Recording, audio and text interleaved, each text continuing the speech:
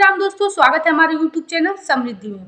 दोस्तों, कल सावन का चौथा सोमवार है और आप लोग हर सोमवार को एक नई विधि मैं आप लोग को बताती हूँ कि किस प्रकार सोमवार को पूजा करके शिव भगवान को आप लोग प्रसन्न कर सकते हैं। ये तो सभी लोग जानते हैं कि वो भोले भंडारी अति शीघ्र प्रसन्न होते हैं और जिस अपने भक्त पे प्रसन्न हो जाते हैं उनको अब सोच लीजिए कि वो राजा बना देते हैं।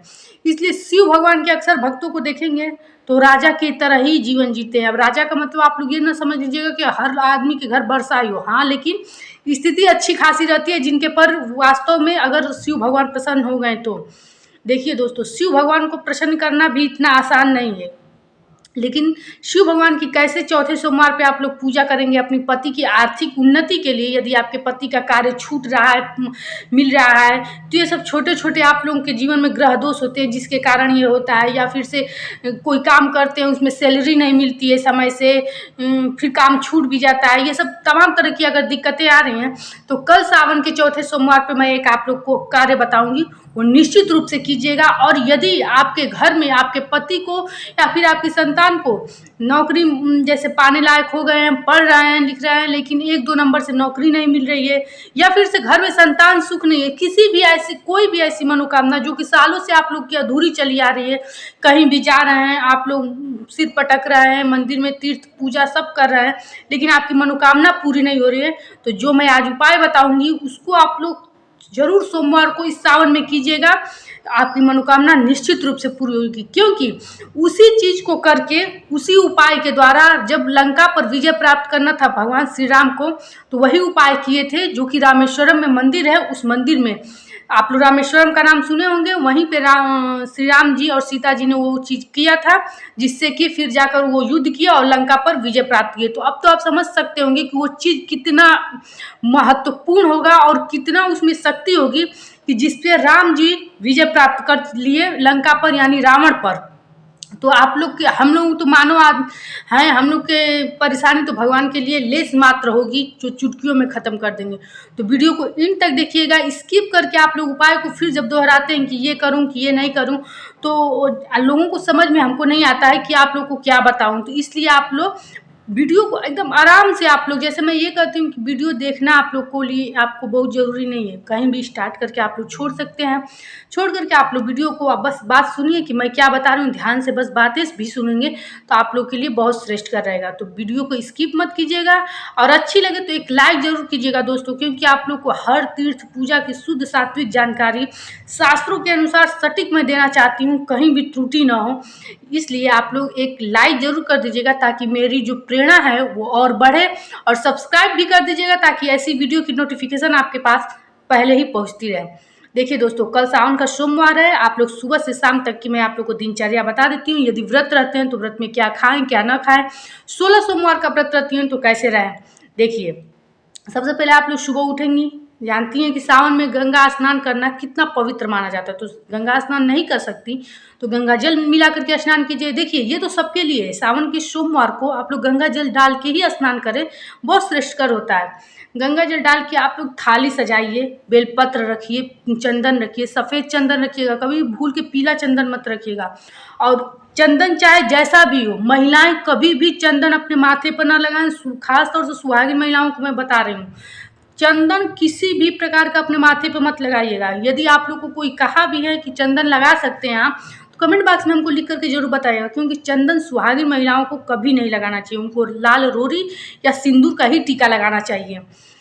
तो फिर आप लोग सफ़ेद चंदन रख लीजिएगा, हल्दी और पीला चंदन कभी भी शिव भगवान को नहीं लगाते हैं, तो ये चीज़ आप लोग मत रखिएगा। पूसा रख लीजिएगा, दुर्वा रख लीजिएगा, बेलपत्र रख लीजिएगा, सफ़ेद फूल रख लीजिएगा, मंदार का फूल ले लीजिएगा, किसी भी सफ़ेद पुष्प का एक माला जरूर लीजिएगा, क्योंकि शिव भगवान को माला चढ़ाना बहुत शुभ माना जाता है, कहा जाता है भगवान इससे प्रसन्न होते हैं। 1 लोटा पीतल के लोटे में 1 लोटा जल ले लीजिएगा और घर से ही ले लीजिएगा, क्योंकि अगर मंदिर दूर है, दूर जा रहे हैं तो किसी डिब्बे में बंद कर लीजिएगा, ये भी आसान चीज़ है। लेकिन घर से लोटा खाली नहीं लेकर जाया जाता है और ना लोटा खाली उधर से लेकर आया जाता है। ये तो मैं आप लोगों को कई वीडियो में बताई हूँ कि लोटा खाली ले जाना और ले आना दोनों आपकी पूजा के लिए अहितकर होगा, आपके जीवन के लिए अहितकर होगा। कभी भी लोटा खाली और लोटा ना ले जाना चाहिए ना ले आना चाहिए। ऐसा करके आप लोग थाली तैयार करके माचिस और कपूर, और जैसे कि मंदिर में बहुत भीड़ रहता है, आप लोग तो देखी ही होंगी, दीपक प्रज्वलित नहीं करने देते हैं लोग, फिर भी आप लोग दीपक जरूर प्रज्वलित कीजिएगा। दीपक प्रज्वलित करना मंदिर में आपका संपूर्ण पूजा हुआ, और अपने जीवन का जो भी निगेटिव ऊर्जा आपके घर का है सब वहाँ जा करके खत्म हो जाता है। उस दीपक के सहारे आपके जीवन में उजियारा आता है। इसलिए घी का दीपक वहाँ जरूर प्रज्वलित करें, किसी कोने में ही कर दें, क्योंकि मैं भी मंदिर जाती हूँ, अंदर प्रज्वलित नहीं करने देते हैं लोग दिया। और बाहर भी आप लोग संभल के ही प्रज्वलित करें, क्योंकि काफ़ी भीड़ रहता है। और मंदिर में मैं देखती हूँ कि सिर्फ 1 लोटा जल डालने देते हैं लोग, कुछ मतलब वहाँ विधिवत पूजा नहीं करने देते हैं लोग। लेकिन मैं जो आज आप लोग को उपाय बताऊंगी वो निश्चित रूप से मंदिर के बाहर ही बैठ करके उनके प्रांगण में या फिर एक बैठक जैसा होता है वहाँ ये उपाय जरूर कीजिएगा। इस प्रकार जा करके आप लोग जल, जो लोटे का जल लेते हैं, ये तमाम लोगों के क्वेश्चंस होते हैं कि हम बारी बारी सब चीज़ चढ़ा नहीं पाते हैं शिव जी पर, तो कोई बात नहीं। आप लोग जो लोटा लेते हैं ना, उसी में बेलपत्र भी डाल लीजिए, कूसा डाल लीजिए, आप लोग चंदन डाल लीजिए, माला हाथ में ले लीजिए पहनाने के लिए। क्योंकि मैं जाकर देखी हूँ कोई विधिवत पूजा इस समय सावन में नहीं कर पाता है। मैं भी सब लोग लोटे के माध्यम से डाल के हाथ में माला ली रहती हूँ और चढ़ा देती हूँ। इस प्रकार तो आपकी पूजा पाठ होगी। अब मैं सुहागिन महिलाओं को बताऊंगी कि अपने पति की लंबी आयु और उन्नति के लिए, जो कि उनकी नौकरी से परेशान है, छूट रहा है, आ रहा है, जा रहा है, सैलरी नहीं मिलती है, आर्थिक बहुत स्थिति खराब रहती है, तो 4 ऐसी चीज़ें हैं सुहाग की जो आप लोग मंदिर ले जा करके, और पार्वती जी के जो मंदिर रहता है उनके जो दरवाजे में बांध दीजिएगा। अब क्या क्या ये चीज़ें हैं ये मैं बता रही हूँ। सिंदूर ले लीजिएगा, बिंदी ले लीजिएगा, चूड़ी ले लीजिएगा, एक पीस ले लीजिएगा, लाल पीस जो कि लाल कलर का होता है। चुनरी भी ले सकते हैं, लेकिन चुनरी से अच्छा पीस रहेगा। पीस में ही ये सब चीज़ें करके उनके गेट में बांध दीजिएगा। बस इतना ही आप लोग को कार्य करना है। इससे आप लोग खुद महसूस करेंगे कि आपके जीवन में क्या बदलाव आया है। सावन में ये चीज़ आप लोग कर दें किसी भी सोमवार को, तो कहा जाता है कि जो भी रास्ते में बाधा आती है पति के, वो कट जाती है, खत्म हो जाती है माँ पार्वती की कृपा से। देखिए सुहागिन महिला पार्वती माता की खूब पूजा करती हैं, और जो कुंवारी लड़कियां रहती हैं 16 सोमवार के जो व्रत करती हैं, अगर वो शीघ्र विवाह चाहती हैं, मनवांछित घर वर पाना चाहती हैं, या फिर अच्छे घर परिवार पाना चाहती हैं, विवाह का समय हो गया, विवाह में बाधा आ रहा है, तो वो क्या कार्य करेंगी।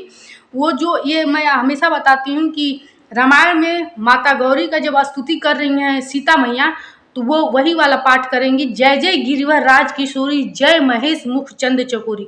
मेरे इस लाइन पे आप लोग ध्यान दीजिएगा। ये रामायण की चौपाई है। यूट्यूब पे जब आप लोग डालेंगी तो ये आएगा, 7-8 लाइन का है, जो खड़े खड़ा आप लोग मंदिर में पढ़ सकती हैं। कुंवारी लड़कियों के लिए उपाय बता रही हूँ। जय जय गिरिवर राज किशोरी, जय महेश मुख चंद चकोरी। ये लाइन आप 7-8 लाइन पढ़ दीजिएगा, निश्चित रूप से आपकी अगले सावन तक आपका विवाह हो जाएगा, क्योंकि ये सीता मैया की थी राम जी को पाने के लिए। अब एक मैं ऐसा प्रचंड उपाय बता रही हूँ कि जिसके जीवन में इतनी बड़ी बाधा है कि जो कि हर जगह मत्था टेक लिया है, पूरा नहीं हो रहा है। उन लड़कों के लिए बताऊंगी जो नौकरी नहीं पा रहे हैं, या उन माता पिता जो कि संतान नहीं हो रही है, बाधाएं आ रही है, डॉक्टर भी सब कुछ बोलता है नॉर्मल है, फिर भी संतान नहीं हो रही है, घर में तमाम तरह की आर्थिक बाधा हो या फिर कर्ज हो, ऐसी कोई परेशानी। देखिए मैं हमेशा कहती हूँ कि ये तो मैं बताती हूँ अपने दिमाग से कि ये परेशानी वो परेशानी, लेकिन कुछ ऐसी परेशानियाँ होंगी कि जो आप लोग के जीवन में होंगी, जो कि सबसे अलग होगी, मानस रूप से होगी। जैसे भी हो, आप लोग अपनी मनोकामना पूर्ति के लिए एक पाठ जरूर कीजिएगा, जो कि राम जी ने किया था। वो पाठ है शिव रुद्राष्टकम स्रोत का। अब मैं पहले ही बताऊं कि मंदिर में आप लोग को जगह नहीं मिलेगा, इसलिए उसके प्रांगण में बैठ करके शिव रुद्राष्टकम जब आप मोबाइल पे डालेंगे तो आएगा। मैं 2 लाइन आप लोग को बता देती हूँ, और उसका किताब भी मिलता है, 5-10 रुपए का मिलेगा। आप लोग बैठ करके 10 मिनट 15 मिनट समय लगेगा, विधिवत पढ़ करके 5 बार घंटी बजा करके अपने घर आइएगा। उसके बाद आप अपने जीवन में खुली आंखों से अपनी चमत्कार खुद ही देखेंगे कि कैसे आपके जीवन में चमत्कार होता है। नमामि शमीशाम निर्वाण रूपम विभुम व्यापकम ब्रह्मवेद स्वरूपम। ध्यान दीजिएगा, यही है जो आप लोग पढ़ करके और अपनी जो भी मनोकामना होगी आप लोग पूर्ण कर सकते हैं। इससे जब आप लोग इस चीज़ को पढ़ेंगे तो आपके अंदर एक अजीब ऊर्जा आप लोगों को खुद ही महसूस होगा। आपके मन में एक शांति महसूस होगी कि जैसे आप अपना कष्ट उठा करके शिव भगवान को दे चुके हैं।